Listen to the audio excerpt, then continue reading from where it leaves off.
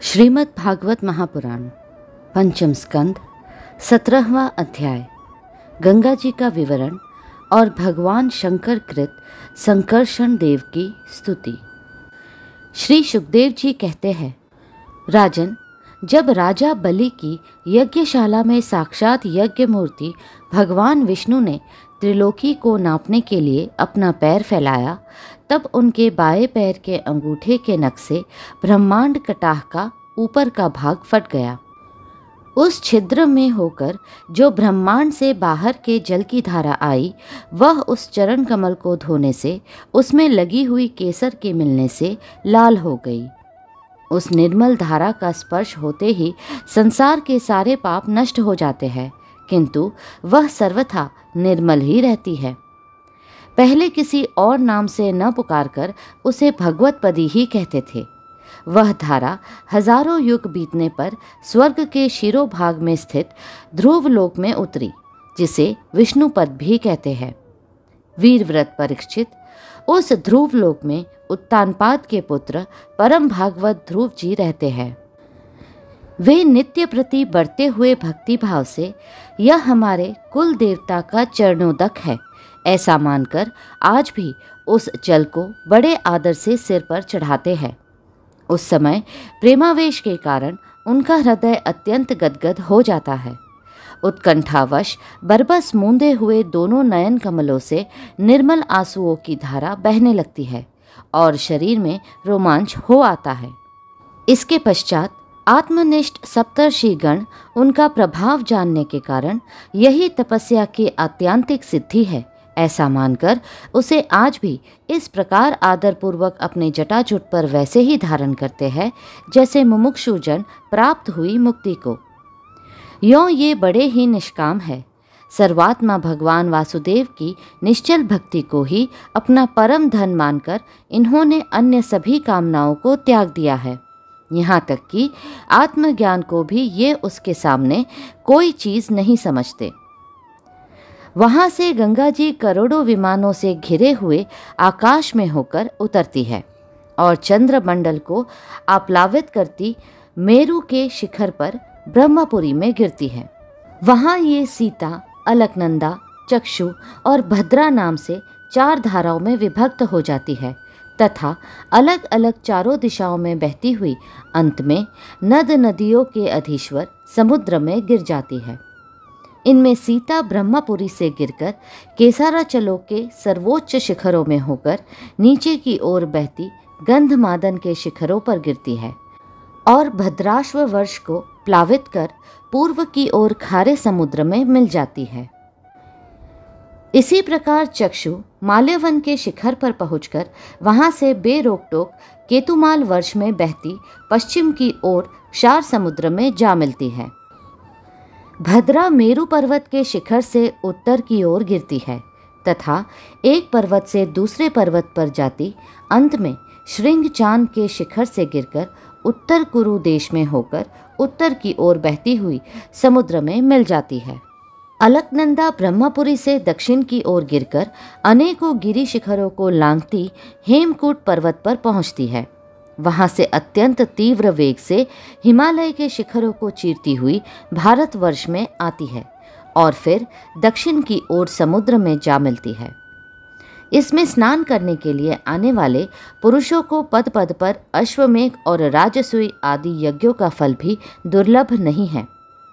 प्रत्येक वर्ष में मेरु आदि पर्वतों से निकली हुई और भी सैकड़ों नद नदियां हैं। इन सब वर्षों में भारतवर्ष ही कर्म भूमि है। शेष 8 वर्ष तो स्वर्गवासी पुरुषों के स्वर्ग भोग से बचे हुए पुण्यों को भोगने के स्थान है। इसीलिए इन्हें भूलोक के स्वर्ग भी कहते हैं। वहाँ के देवतुल्य मनुष्यों की मानवीय गणना के अनुसार 10,000 वर्ष की आयु होती है। उनमें 10,000 हाथियों का बल होता है तथा उनके वज्र सदृश सुदृढ़ शरीर में जो शक्ति, यौवन और उल्लास होते हैं, उनके कारण वे बहुत समय तक मैथुन आदि विषय भोगते रहते हैं। अंत में जब भोग समाप्त होने पर उनकी आयु का केवल 1 वर्ष रह जाता है, तब उनकी स्त्रियां गर्भ धारण करती है। इस प्रकार वहाँ सर्वदा त्रेता युग के समान समय बना रहता है। वहाँ ऐसे आश्रम, भवन और वर्ष, पर्वतों की घाटियाँ हैं जिनके सुंदर वन उपवन सभी ऋतुओं के फलों के गुच्छे, फल और नूतन पल्लवों की शोभा के भार से झुकी हुई डालियों और लताओं वाले वृक्षों से सुशोभित है। वहाँ निर्मल जल से भरे हुए ऐसे जलाशय भी हैं जिनमें तरह तरह के नूतन कमल खिले रहते हैं और उन कमलों की सुगंध से प्रमोदित होकर राजहंस, जलमुर्ग, कारंडव, सारस और चकवा आदि पक्षी तरह तरह की बोली बोलते तथा विभिन्न जाति के मतवाले भंवरे मधुर मधुर गुंजर करते रहते हैं।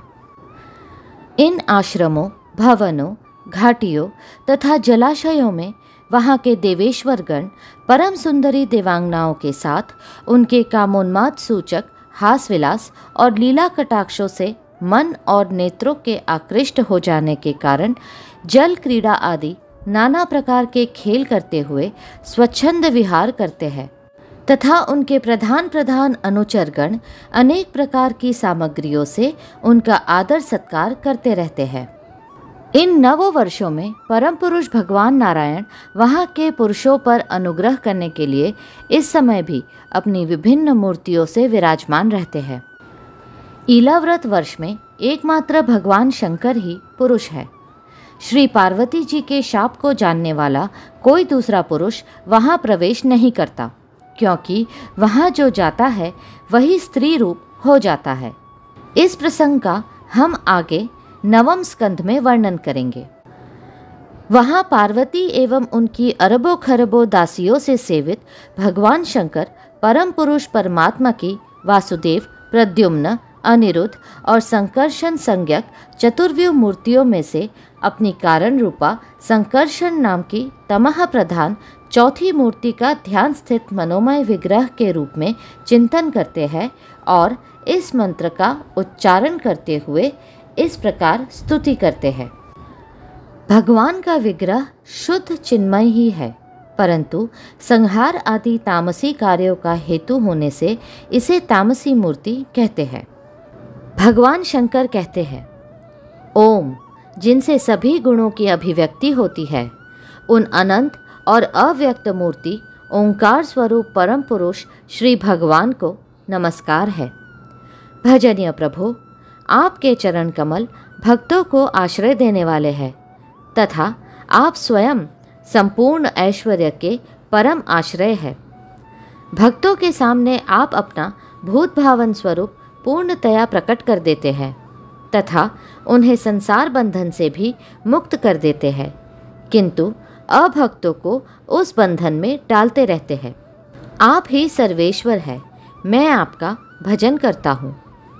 प्रभु, हम लोग क्रोध के आवेग को नहीं जीत सके हैं तथा हमारी दृष्टि तत्काल पाप से लिप्त हो जाती है, परंतु आप तो संसार का नियमन करने के लिए निरंतर साक्षी रूप से उसके सारे व्यापारों को देखते रहते हैं।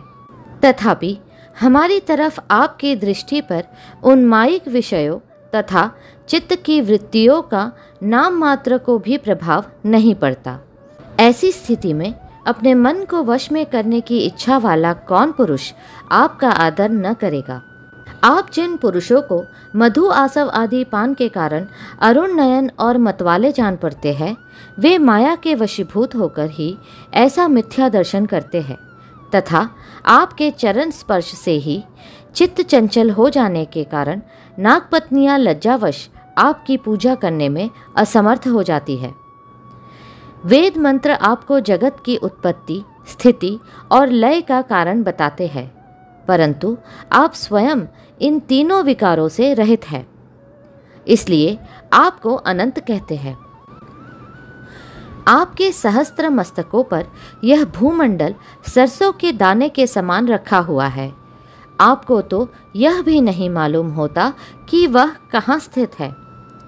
जिनसे उत्पन्न हुआ मैं अहंकार रूप अपने त्रिगुणमय तेज से देवता, इंद्रिय और भूतों की रचना करता हूँ, वे विज्ञान के आश्रय भगवान ब्रह्मा जी भी आपके ही महतत्व संज्ञक प्रथम गुणमय स्वरूप है।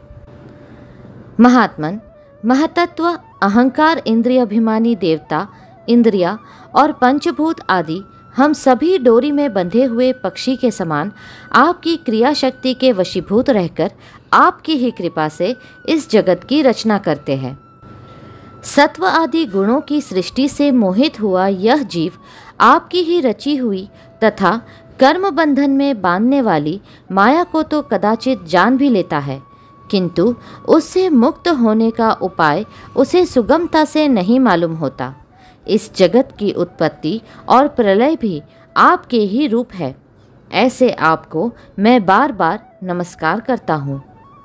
अगला अध्याय शीघ्र ही साझा होगा। कृपया करके लाइक, सब्सक्राइब और शेयर करें। हरे कृष्णा कृष्णा कृष्णा